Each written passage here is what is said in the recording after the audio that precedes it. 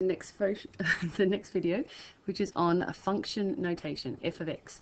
So as you can see in the little diagram sort of, or the little image over here, function notation is just a fancy way of writing y. So instead of writing y equals, when we're using function notation, we write f of x equals. So f of x, f generally stands for function and means with respect to x. So, for example, how could we write the following in function notation? So every function has an equation. For example, y equals 4x plus 1.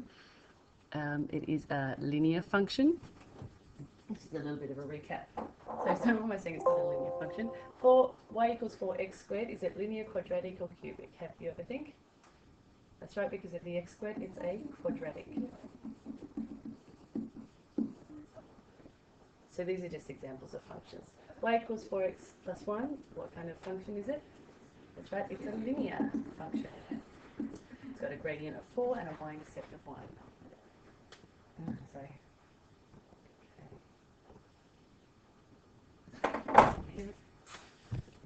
And close it on there. Right.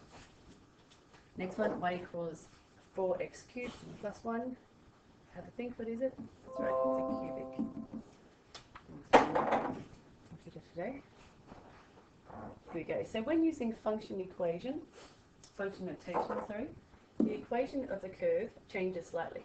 So instead of writing y equals x squared, you would write f of x equals x squared. So just you replace where it says y, you replace it with f brackets, x close brackets, which means we would say that as f of x, f of x, or the function with respect to x. So we could call this f of x is somehow how we say it. Sometimes we say it as the function with respect to x. And I said function f with respect to x is another way of saying it as a sentence. So the y has been replaced with f of x. The letter f tends to be used more often to distinguish a function from other functions. So you could have a function that's f of x equals, or you might have a function that's g of x equals, and there might be a function d of x equals. And those three could be plotted on the same set of axes. So they give them different labels, just so that you know they're different functions. So that's a little intro to that.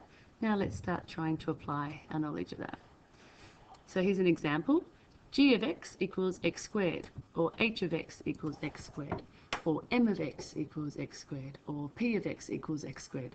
Notice you could have capital P for population, m could have been for mass, h could have been for height, for example, g could have been for, I don't know, gravity? I don't know. So the x is written in the brackets as the function is written in terms of the letter x. Whereas if the function was 4a plus 1, then you would write f of a instead, because it's with respect to a that time. You'll see a few examples of that. If I write the equation as a quadratic as y equals m squared, then using function notation, I would have to, instead of having x in the brackets, I would have to have m.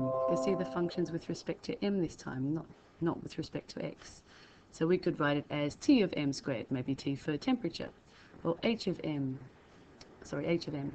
or h for height again, s of m, maybe s for displacement, d of m, maybe d is for distance. So just showing you just have to look to see what letters are in there. If it's with respect to x, you can make it as f of x.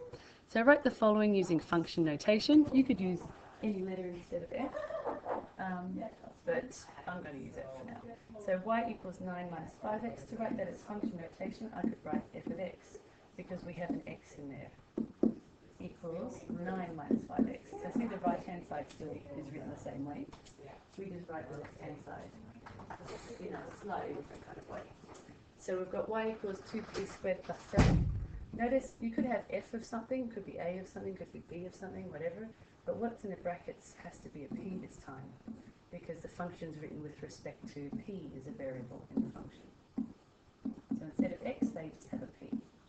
So maybe it was the function with respect to the population or something like that. So y equals the square root of e.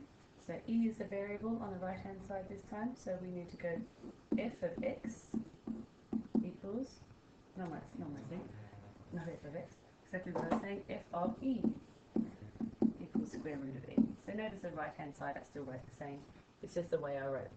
Function notation is affected by the fact the variable on the right hand side is an e. It's an independent variable.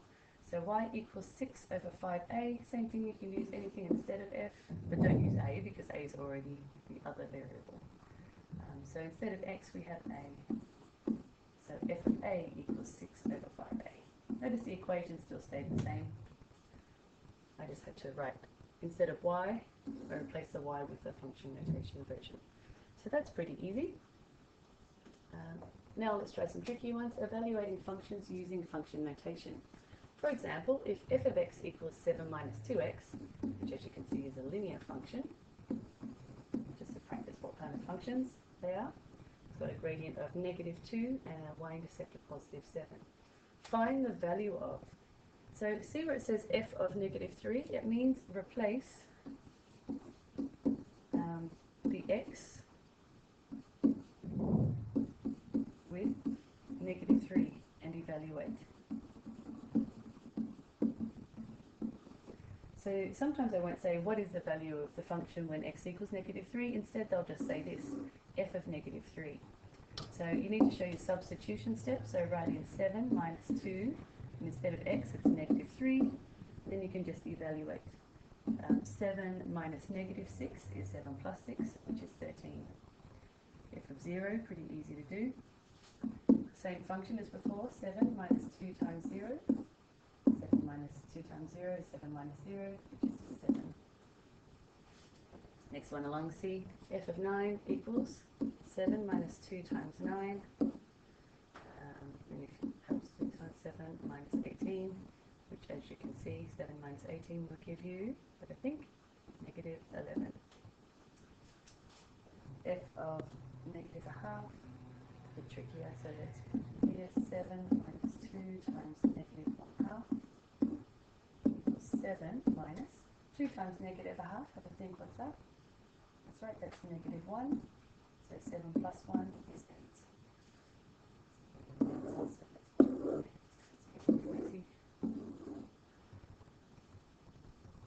So now some more difficult examples.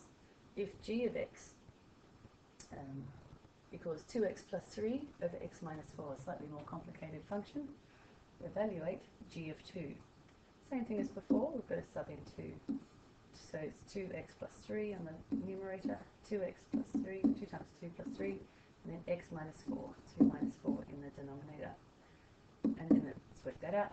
2 times 2 plus 3, have a think, what's that? That's right, that is 7. 2 minus 4, have a think, negative 2. So 7 over negative 2 is fine. Some people might write it as negative 7 over 2 instead. That's okay. Both answers are fine. For the value of x, does g of x not exist? So remember in maths, we cannot divide by 0.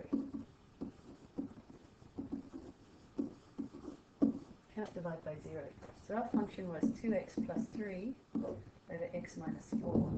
So think what value of x would make the denominator 0? And that tells you what value of x, for what value of x does the function not exist. So if x equals, have a think, that's right, if x equals 4, then the denominator would be 0.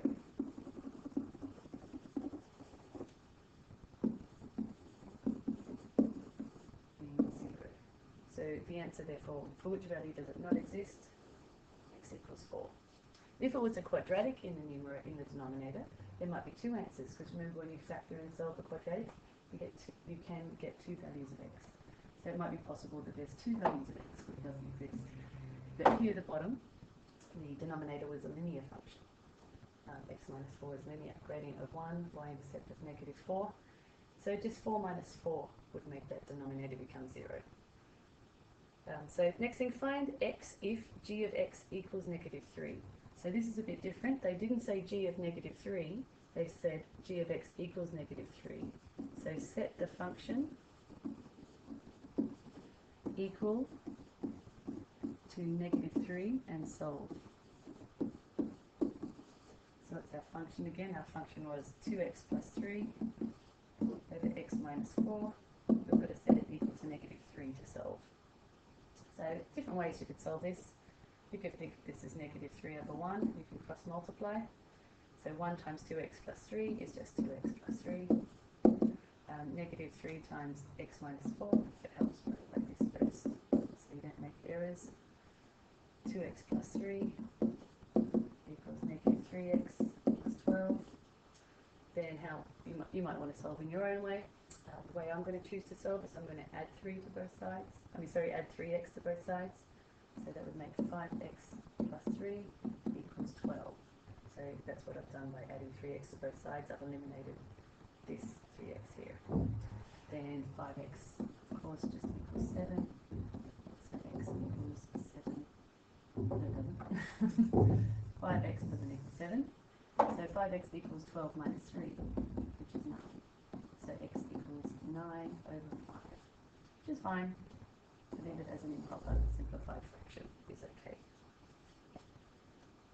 And thank you, that's the end of that lesson. Very quick lesson, sorry, because I'm in a rush because the form room is just about to begin. Okay, thank you.